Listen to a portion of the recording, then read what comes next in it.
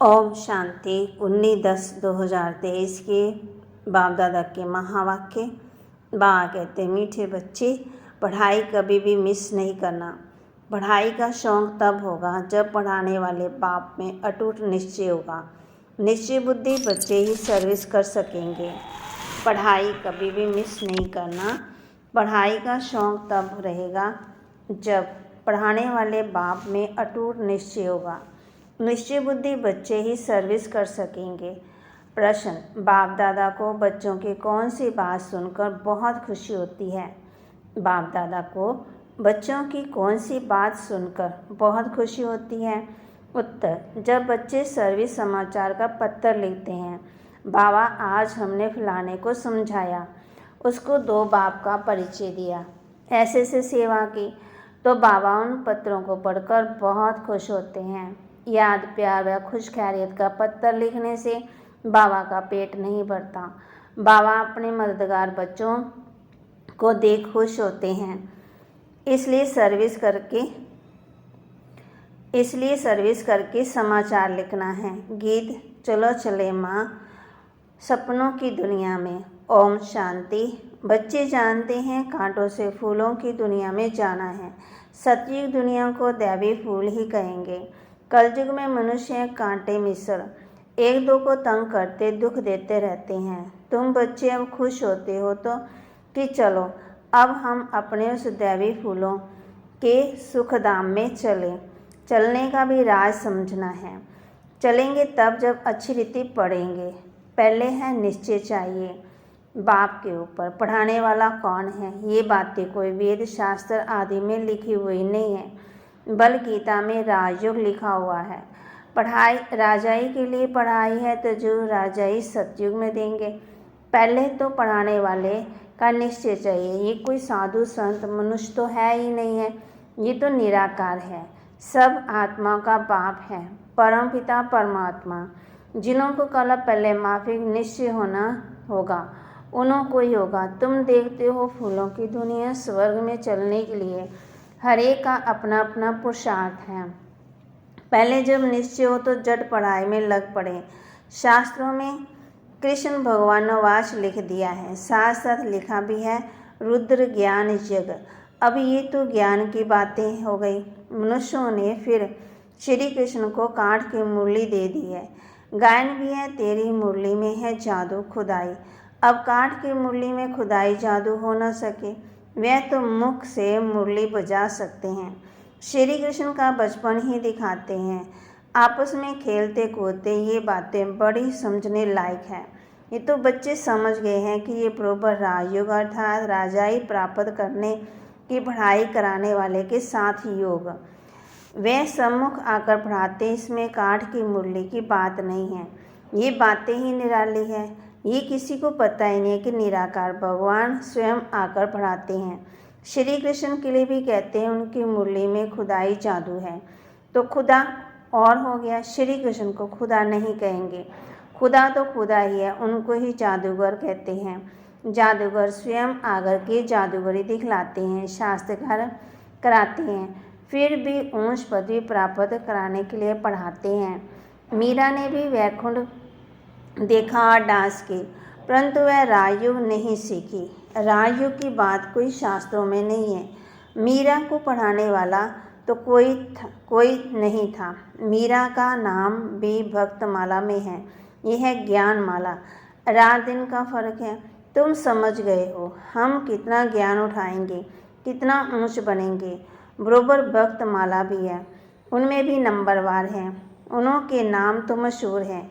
ये ज्ञान कोई में नहीं है, तो समझना चाहिए ये ज्ञान देने वाला वह अथॉरिटी बाप है, जिसके लिए कहा जाता है ब्रह्मा मुख कमल से ब्राह्मण रच। उन्हों को सभी वेदों शास्त्रों का सार सुनाते हैं।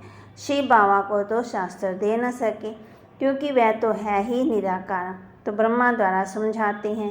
ये युक्ति रची है, परंतु ये सब बातें समझाने वाला वह एक है। दिखलाते भी हैं, ब्रह्मा द्वारा सार बतलाते हैं, तो जरूर समझाने वाला कोई दूसरा ना।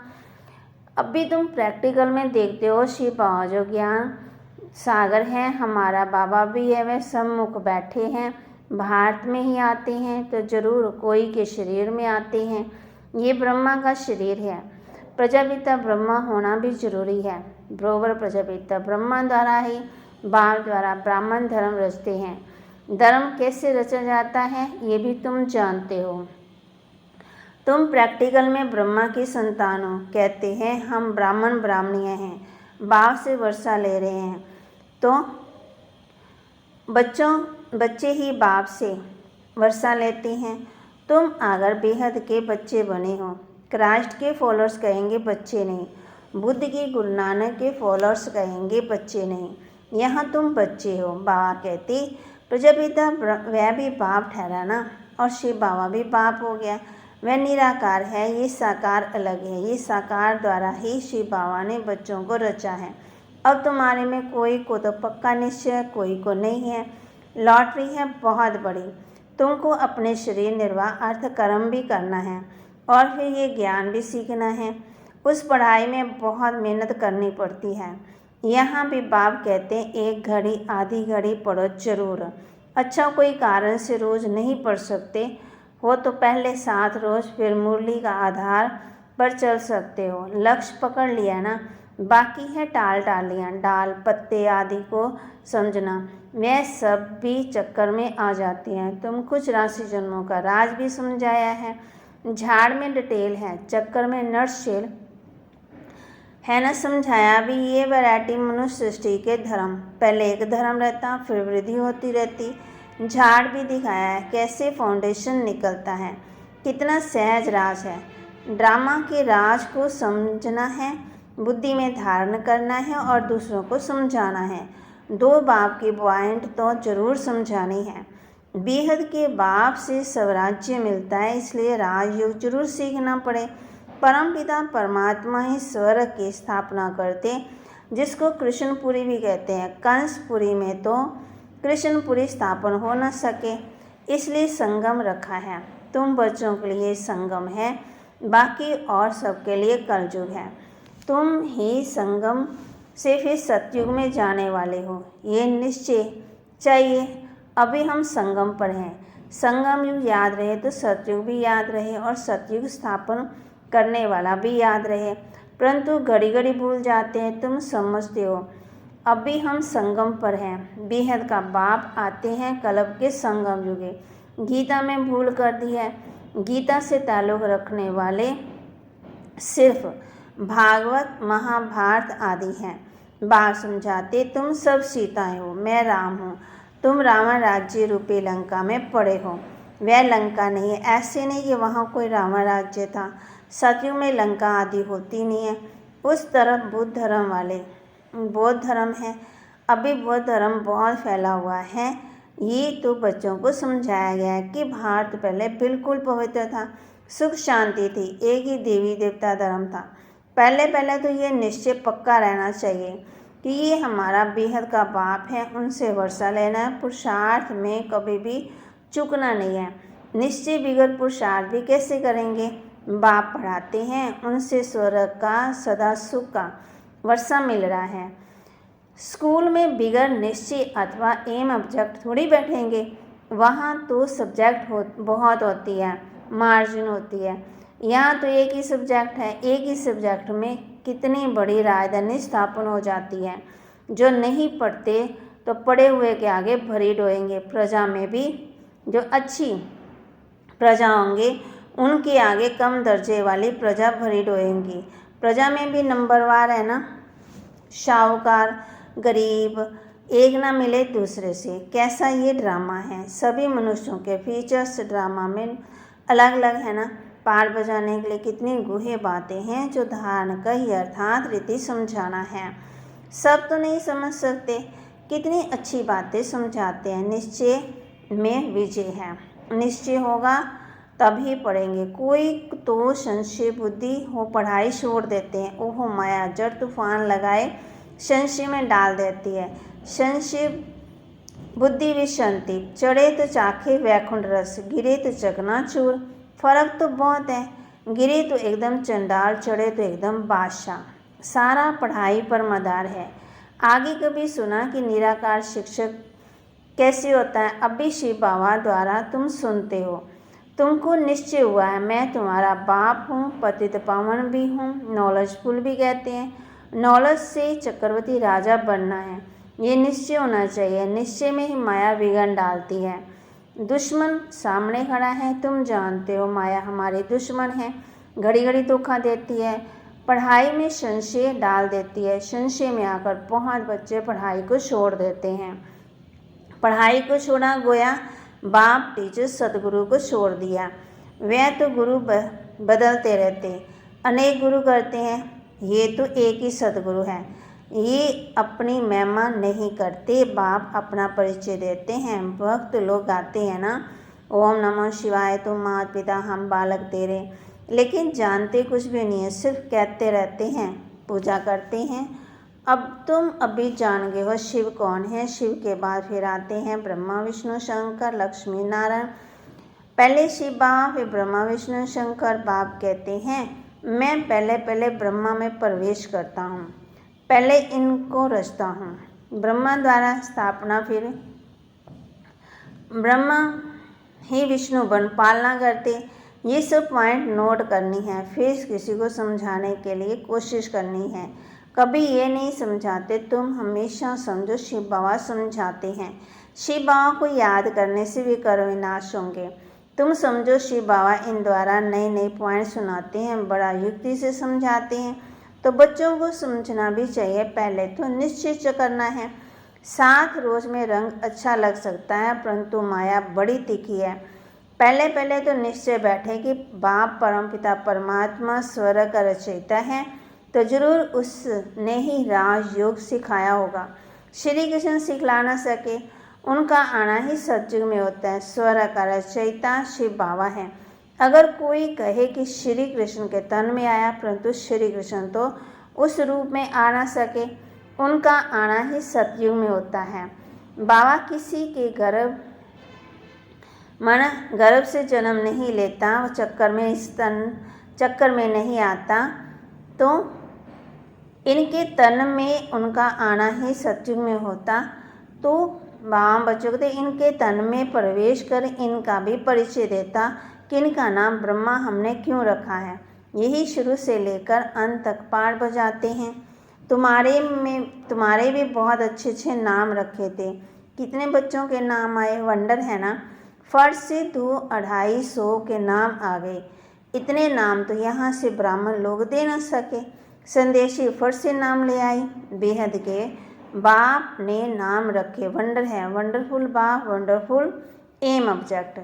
तुम 100 राजाओं के राजा बनेंगे। लक्ष्मी नारायण का चित्र बड़ा क्लियर है, ऊपर में त्रिमूर्ति का चित्र बड़ा एक्यूरेट है। 84 जन्म भी जरूर लेने हैं।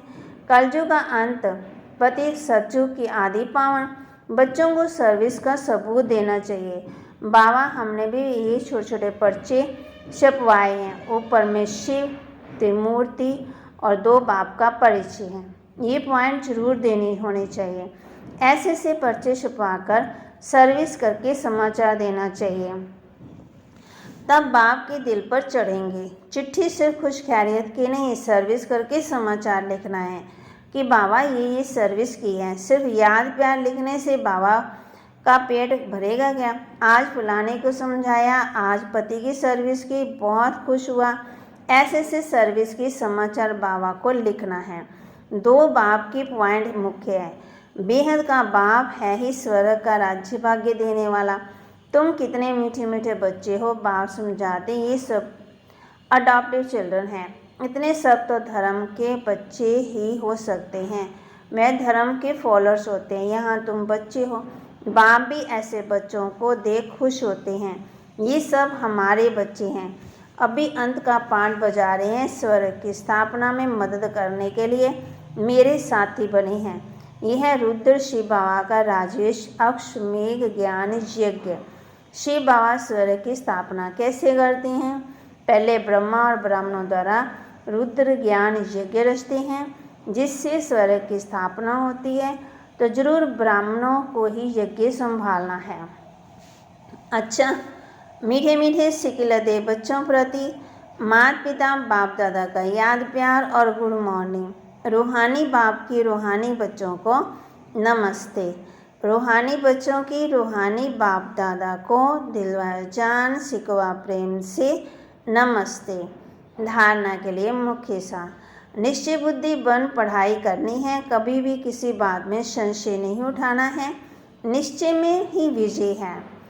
बाप का साथी बन स्वर्ग की स्थापना में पूरा मददगार बनना है, यज्ञ की संभाल करने वाला पक्का ब्राह्मण बनना है। वरदान, ज्ञान स्वरूप बन कर्म फिलॉसफी को पहचान कर चलने वाले कर्म बंधन मुक्त भव। ज्ञान स्वरूप बन कर्म फिलॉसफी को पहचान कर चलने वाले कर्म बंधन मुक्त भव। कई बच्चे जोश में आकर सब कुछ छोड़ किनारा कर तन से अलग हो जाते हैं, लेकिन मन का हिसाब किताब होने के कारण खींचता रहता है, बुद्धि जाती रहती है, ये भी एक बड़ा विघ्न बन जाता है। इसलिए कोई से किनारा करना तो पहले निमत आत्मा को वेरीफाई कराओ, क्योंकि यह है कर्मों की फिलॉसफी। जबरदस्ती तोड़ने से मन बार बार जाता रहता है, तो ज्ञान स्वरूप होकर कर्म फिलॉसफी को पहचानो और वेरीफाई कराओ, तो सहज कर्म बंधन से मुक्त हो जाएंगे। स्लोगन, अपने स्वमान की सीट पर सेट रहो तो माया आपके आगे सरेंडर हो जाएगी। अपने स्वमान की सीट पर सेट रहो तो माया आपके आगे सरेंडर हो जाएगी। स्वमान माना मैं मास्टर सर्वशक्तिवान आत्मा हूँ, महान आत्मा हूँ, देव आत्मा हूँ, इष्ट देवी हूँ,